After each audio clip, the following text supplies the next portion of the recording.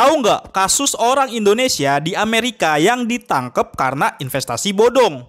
Luar biasa nggak sih? Bikin investasi bodongnya tuh sampai go global gitu.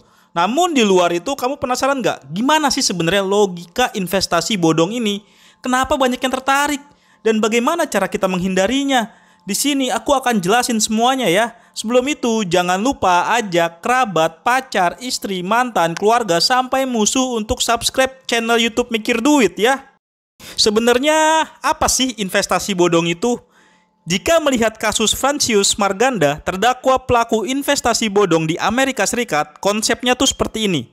Marganda ini katanya punya bisnis tiket pesawat diskon di New York, serta bisnis barang mewah yang terdaftar di California. Lalu, si Marganda nih bikin program investasi namanya Easy Transfer dan Global Transfer. Konon janji keuntungan investasi ini sangat tinggi hingga 200% per tahun. Di sini Marganda dan kawan-kawan menganggap program investasinya itu adalah program pinjaman jangka panjang dengan bunga tinggi. Jadi, investornya bisa memperoleh pendapatan pasif. Namun, ternyata konsep investasi Marganda ini menggunakan konsep investasi bodong yang klasik, yaitu Ponzi. Jadi, keuntungan yang diberikan oleh Marganda kepada investornya itu berasal dari uang investor yang baru masuk. Artinya, ketika jumlah investor makin banyak daripada jumlah yang baru masuk, ada potensi kemacetan likuiditas untuk membayar hasil bunga yang dijanjikan. Disinilah mulai terkuak kalau skema yang dijalankan Marganda ini adalah Ponzi atau bodong dan merugikan investornya hingga 345 miliar rupiah. Jadi investasi bodong itu adalah ketika kita investasi ke suatu antah berantah yang tidak diketahui uangnya mau diapakan, tapi ngasih untung gede banget. Setelah mengetahui kasus yang di AS itu, apa bedanya antara investasi bodong dengan yang beneran? Ada 3 perbedaan antara investasi bodong dengan investasi beneran. Apaan aja tuh? Pertama, investasi beneran itu ada proses perputaran uang. Misalnya aja nih, di deposito bank, uang kita itu diputarkan untuk penyaluran kredit. Dari kredit itu, bank bisa dapat pendapatan bunga yang sebagiannya akan dibayarkan kepada deposannya. Lalu, obligasi negara misalnya, digunakan untuk kebutuhan anggaran negara, kayak pembangunan infrastruktur dan lainnya yang diharapkan bisa mendorong pertumbuhan ekonomi. Nah, nantinya ketika ekonomi mulai tumbuh dengan anggaran-anggaran dari utang tersebut, pemerintah bisa mendapatkan pendapatan pajak yang lebih tinggi juga. Nah, uang keuntungan untuk investor akan diberikan dari pendapatan pajak yang terus bertumbuh. Begitu. Bagaimana dengan saham? Jika kita beli saham kan uangnya kayaknya kelihatan nggak muter gitu ya. Nah, untuk saham terutama di pasar sekunder yang biasa tempat kita trading atau investasi di luar IPO, itu perputaran uang terjadi adalah antar investor. Misalnya, si A beli saham BBCA di harga 8.000. Ketemu si B yang jual saham BBCA juga di harga 8.000. Match lah nih. Akhirnya di situ perputaran uangnya antar investor. Nanti si A jual saham BBCA di 9.000. Nah, ketemu nih sama pembeli saham BBCA juga di 9.000. Sehingga uang si A tetap ada dan bertumbuh sesuai dengan kenaikan harga atau penurunan harga dari sebuah saham tersebut. Untuk itu, salah satu manajemen risiko investasi saham adalah dengan beli saham yang liquid. Jangan sampai kita mau jual saham nggak ada yang beli gitu. Caranya ya kita bisa pahami fundamental. Kalau perusahaan bagus, malah banyak yang mau beli biasanya. Bahkan beberapa saham dividen malah nggak ada yang mau jual. Jadi yang mau beli ngantrinya lama banget gitu. Begitu juga dengan properti.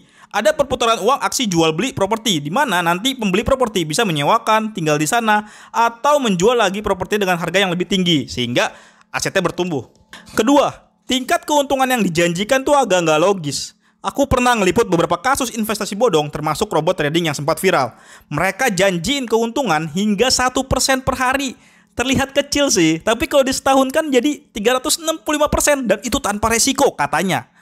Itu hal yang nggak mungkin. Kenapa nggak mungkin? Untuk melihat logikanya, kita bisa mengacu ke LPS rate yang kita bisa anggap salah satu tingkat keuntungan bebas risiko. Kenapa? Karena tingkat deposito dengan maksimal bunga seperti LPS rate itu dijamin 100% oleh LPS jika banknya bermasalah. Nah, jika suku bunga bebas risiko aja itu cuma 4,25% per tahun, bagaimana cara produk investasi yang kasih untung 365% per tahun dan tanpa resiko? Ya kan emang baik aja kali dimanfaatin dong kalau ada yang mau kasih untung tinggi gitu. Nah, poin yang ini nih berkaitan dengan yang poin pertama. Jika ada investasi yang kasih keuntungan 365% per tahun, itu uangnya diapain ya bisa kasih untung segede itu ya gitu.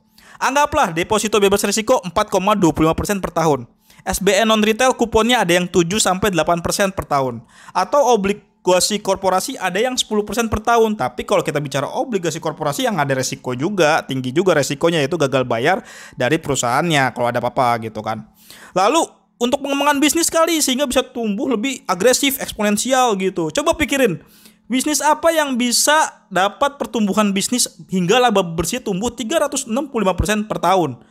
Dan menurutku, investasi yang ngakunya digunakan untuk pengembangan bisnis dan disebut bebas resiko itu juga nggak ada. Bisnis itu ada resiko, yaitu menghadapi ketidakpastian pasar dan ekonomi. Jadi sekarang kalau ada yang nawarin investasi bebas resiko di atas LPS rate yang sekarang posisinya 4,25% per tahun, ya udah skip aja.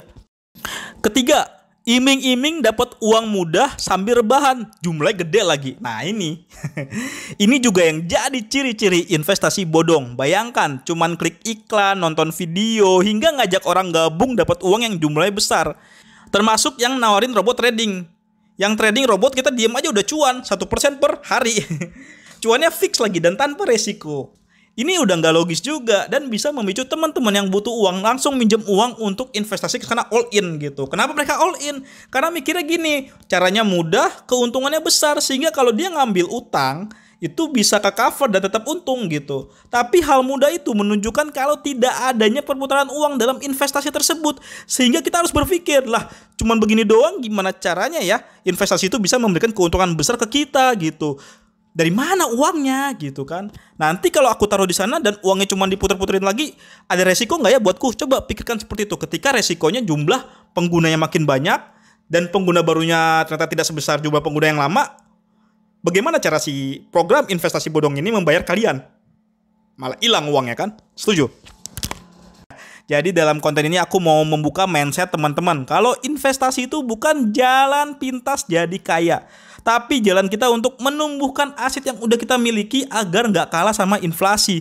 Kalau mau jadi kaya ya kita buru pendapatan aktif aja, kayak dari kerja hingga bisnis. Nanti ada uang lebih baru kita investasikan. Untuk itu sekarang kalau ada orang nawarin investasi keuntungan sampai puluhan persen dan jadi kaya dalam waktu instan, hingga keuntungan itu mengalahkan LPS rate yang bebas resiko, udah skip aja gitu kan. Sayang uangnya hasil jerih ayah capek-capek malah disedekahin sama oknum investasi bodong. Setuju?